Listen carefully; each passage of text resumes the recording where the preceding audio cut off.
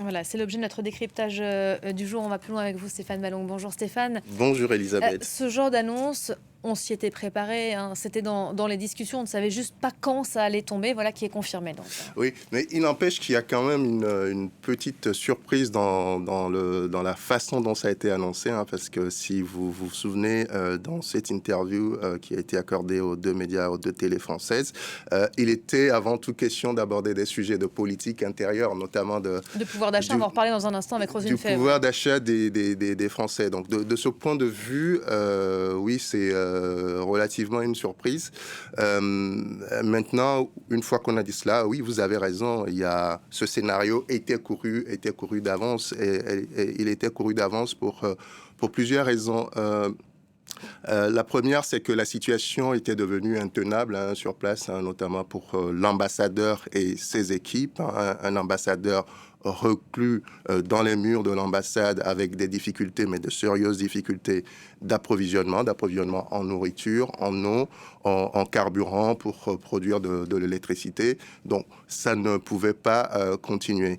Ce scénario était couru d'avance aussi parce que finalement, on a vu une France isolée dans ce bras de fer qu'elle mène depuis 2 mois, vous l'avez dit, avec les autorités nigériennes.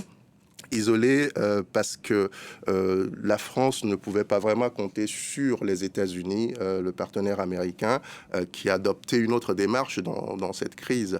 Elle ne peut finalement pas compter vraiment sur la CEDEAO qui se retrouve elle aussi dans une sorte d'impasse. Hein. Les négociations diplomatiques n'avancent pas. L'intervention militaire brandie depuis le 26 juillet est devenue très hypothétique.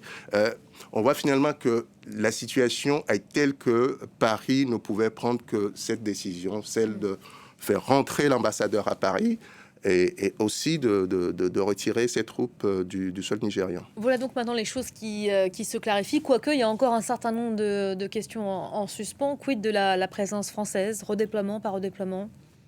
La question se pose d'autant plus que on parle de 1500 personnes quand même, de 1500 militaires stationnés sur 3 bases, comme on peut le voir sur la carte. L'hypothèse qui émerge et qui est vite vue, si je puis dire, c'est un redéploiement vers le Tchad, par exemple. Le Tchad qui reste, disons, le dernier allié de la France dans la zone. Mais là se pose une question, est-ce que Paris a intérêt à faire ce choix au risque, si vous me permettez l'expression, de se prendre une nouvelle claque dans ce pays. À vrai dire, je pense que le moment est peut-être venu pour la France de faire ce qu'elle a dit, de faire ce que son président a dit en ce début de 2023, c'est-à-dire engager un retrait définitif de la présence militaire sur l'Afrique. Ce sont ces éléments-là qu'il faut suivre désormais. Emmanuel Macron a parlé d'une réduction significative, hein, et d'une volonté de mettre en place une logique de partenariat, transformer ces bases en des centres de formation, par exemple. Est-ce que le moment n'est pas venu pour passer à cette étape-là? C'est la question qu'il faut se poser. Sauf que sur le plan sécuritaire, plusieurs s'interrogent forcément. Est-ce qu'on va assister à un regain de tension, comme c'est le cas, notamment dans le nord du Mali? On se pose la question dans la mesure où le Niger était aujourd'hui présenté comme le pays qui résistait à cette crise sécuritaire. Hein. Quelques chiffres le montrent. Hein. Et là, les chiffres que je vous montre sont des chiffres qui datent de janvier à juin 2023. Donc, ils sont probablement plus importants que ce qu'on voit là aujourd'hui. Donc, on parle de 1800 attaques dans la région entre janvier et juin 2023. On voit bien que... L'essentiel au Burkina Faso. Hein.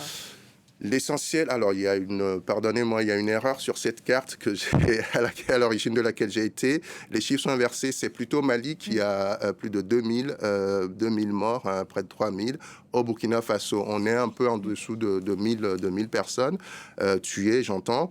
Et au Niger, jusqu'à juin 2023, on parlait de 77 personnes tuées, avec un nombre d'attaques très limité, en tout cas comparativement aux voisins du Mali et aux voisins du Burkina Faso. Maintenant, avec le départ des troupes françaises, la question se pose. Il appartient désormais aux nouvelles autorités nigériennes d'assurer la sécurité du pays, de mener cette lutte contre le terrorisme. Est-ce qu'elles vont le faire en s'appuyant davantage sur les Américains qui, eux, restent jusqu'à un nouvel ordre, restent présents au Niger? Est-ce qu'ils vont faire comme leurs voisins du Mali, par exemple, en sollicitant, en nouant des partenariats avec les Russes, par exemple, et en faisant venir les supplétifs russes, j'entends par là Wagner? Ça, c'est la question qu'il faut suivre. Dans tous les cas, Emmanuel Macron le disait lui-même, on ne peut pas vouloir le bien des gens à leur place. Donc, les nouvelles autorités nigériennes ont pris cette décision-là, ont voulu le départ de l'armée française. C'est à elle désormais d'assurer la sécurité et de mener cette lutte. Merci beaucoup Stéphane pour le